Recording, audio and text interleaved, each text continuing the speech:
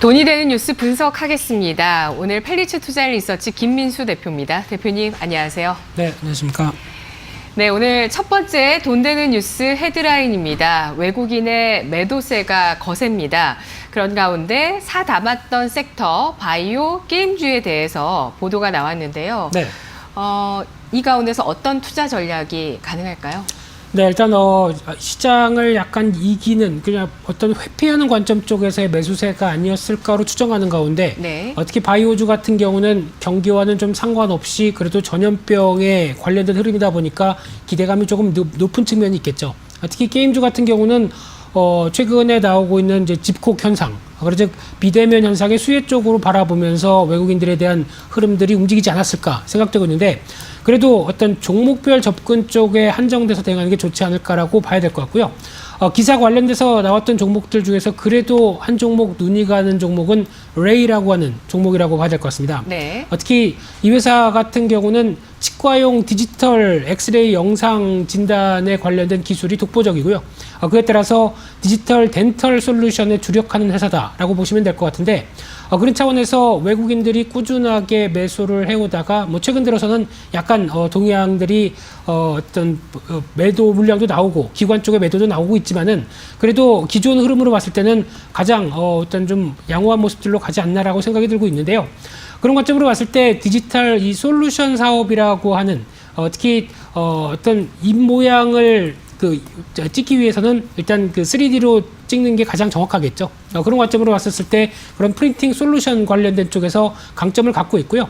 그와 함께 구강내 촬영을 하는 디지털 진단 시스템, 그리고 치과 의료 관련된 기기와 재생 사업 관련된 재료 관련된 쪽에 사업을 한다고 보시면 될 것 같은데, 근데 지금 일단 디지털 치과 시장에 대한 부분들은 과거의 선진국을 필두로 해서 이제 어떤 개발도상국까지도 계속 점진적인 수요가 늘어갈 수밖에 없는 구조죠.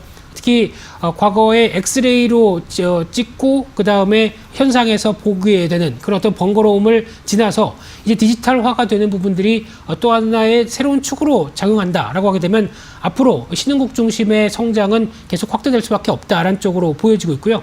그런 관점 쪽으로 봤을 때 또 하나 글로벌 의료기기 관련된 쪽에서 인증을 계속 취득하고 있다는 관점 쪽으로 봤을 때 미국이나 일본, 중국 쪽 이런 쪽으로 국제표준화기구까지 계속 관련된 쪽에서 인증을 받는다라고 하게 되면 좀 더 신뢰성이 높아질 수밖에 없겠죠. 그리고 또 하나 레이가 또 펼쳐지고 있는 것 가운데 투명 교정기라고 얘기를 합니다. 네. 보통 지금까지는 저희가 어떤 금속으로 교정을 많이 했었는데, 최근에는 약간 이제 투명한 이빨 모양으로 갖춰지면서 자연스럽게 교정을 하는 투명 교정기가 인기라고 하죠.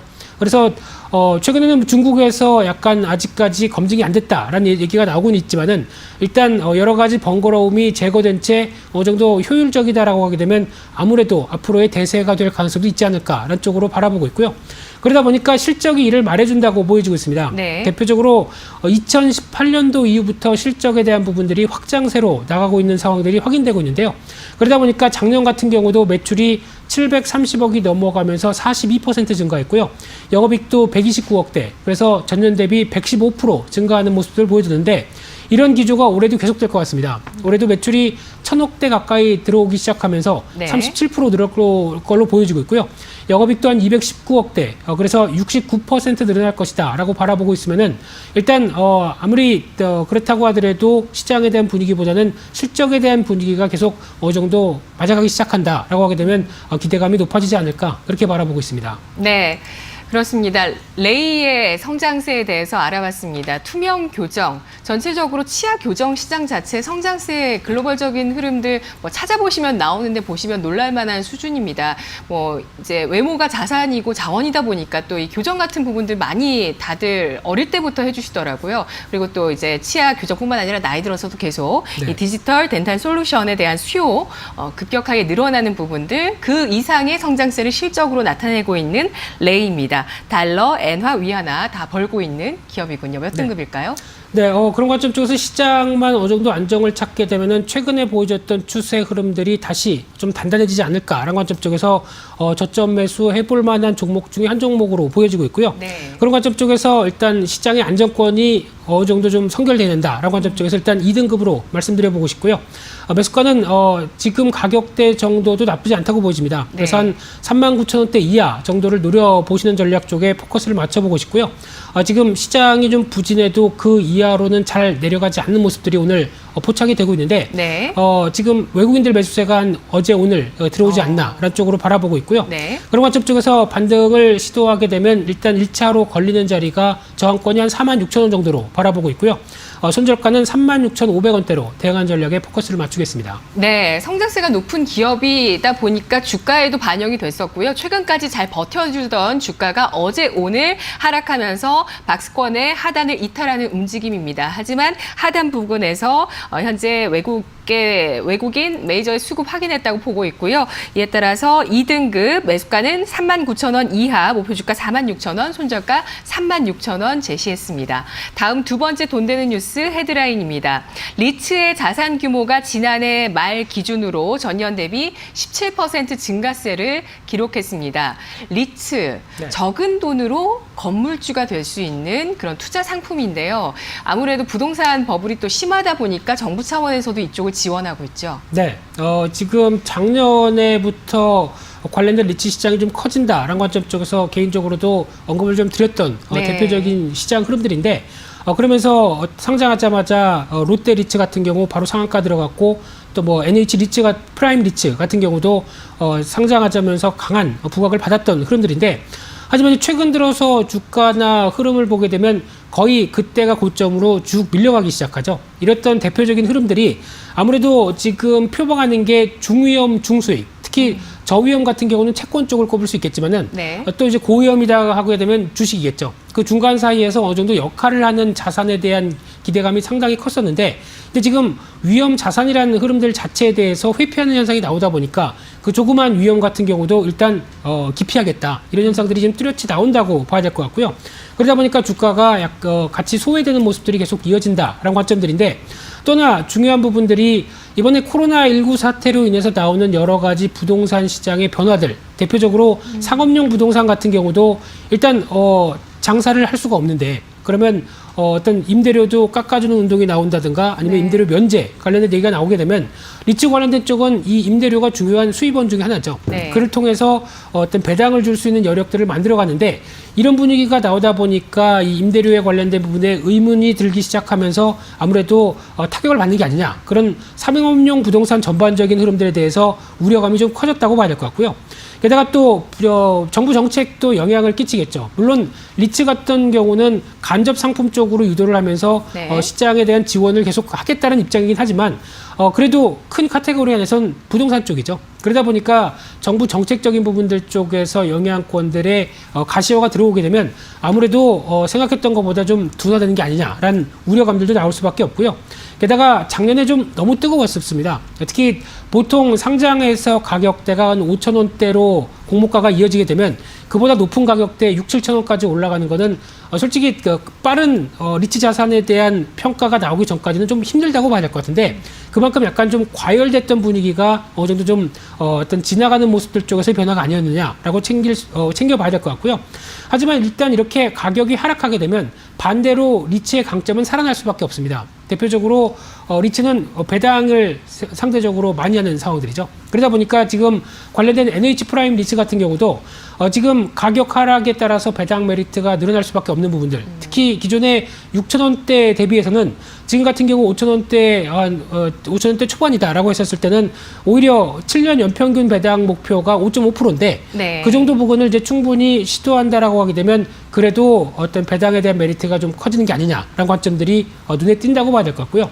그런 흐름들로 봤었을 때 오히려 공모가 이하라든가 적어도 그 밑으로 내려가게 되면 가격 메리트는 나올 수밖에 없다라는 구조도 한 번쯤 생각하셨으면 좋겠습니다.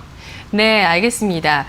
NH 프라임 리츠입니다. 그렇다면 코로나19 지나가고 나면 네. 이 오피스 상업 리츠, 네. 상업용 리츠 시장 큰 문제 없다고 판단하시나요? 아니면 가격 메리트만 보시는 건가요? 등급 주시죠. 네, 일단은 지금 관련된 흐름들은 체크를 해봐야 되겠지만은 네. 아무래도 영향권은 없진 않다고 봐야 될 것 같고요. 하지만 그런 부분들이 어느 정도 반영되면서 좀 주가도 과열 국면들을 좀 지나갔다라고 하게 되면 그때부터는 조금 더 메리트가 있지 않을까라는 관점으로 보여지고 있는데, 하지만 앞서 말씀드린 것처럼 이런 부분들을 체크해야 되기 때문에 등급은 높이 아직은 주기가 좀 힘들다고 봐야 될 것 같고요. 네. 그런 관점 쪽에서 한 3등급 정도로 아직까지는 관망의 시각으로 보시는 게 좋지 않을까 싶은데, 그래도 어떤 가격대를 본다라고 하게 되면 적어도 5,100원대 밑에 아마 공모가가 무너지는 단계 때부터는 그때는 관심이 필요하지 않을까라는 관점으로 바라보고 있고요. 네. 그런 쪽에서 목표가는 한 5,800원대, 그리고 손절가는 4,700원으로 대응하는 전략에 포커스를 맞추겠습니다.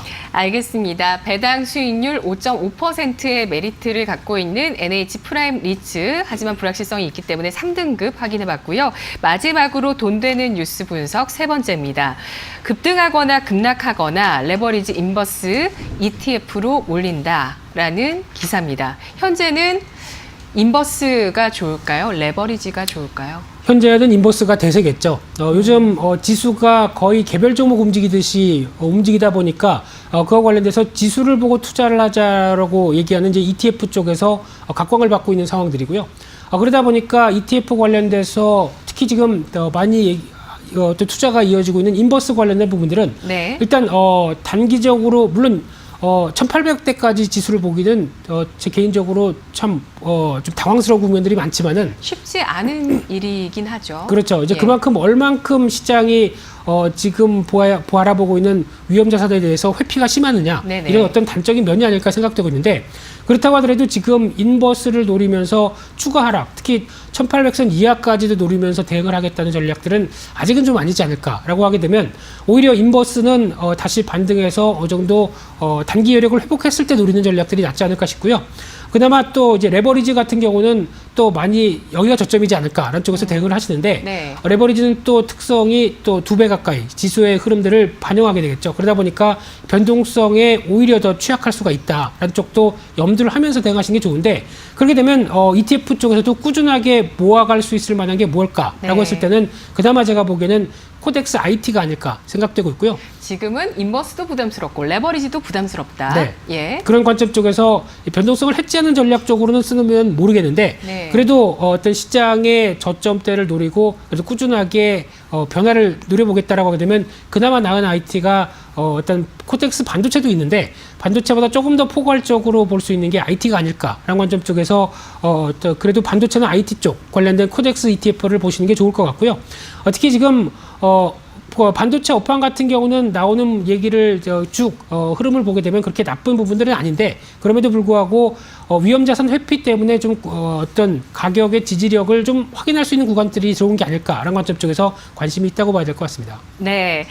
코덱스 IT 대응 전략 세워보겠습니다. 몇 등급일까요? 근데 일단 시장의 안정이 일단 먼저겠죠. 그러다 보니까 네. 한 번에 다 진입하는 것보다 분할하는 관점 쪽에서 일단은 3등급 정도로 말씀을 드리고 싶고요. 매수가는 12,000원대 전후해서로 바라보는 게 좋지 않을까로 바라보고 있고요. 목표가는 13,500원대, 손절가는 11,000원대로 제시를 해드리겠습니다. 네, 알겠습니다. 현재 코스닥 지수가 장중 저점보다는 올라와 있군요. 5.54% 기록하고 있고요. 코덱스 IT에 대한 전략 3등급 알아봤습니다. 분석 잘 들었습니다. 감사합니다.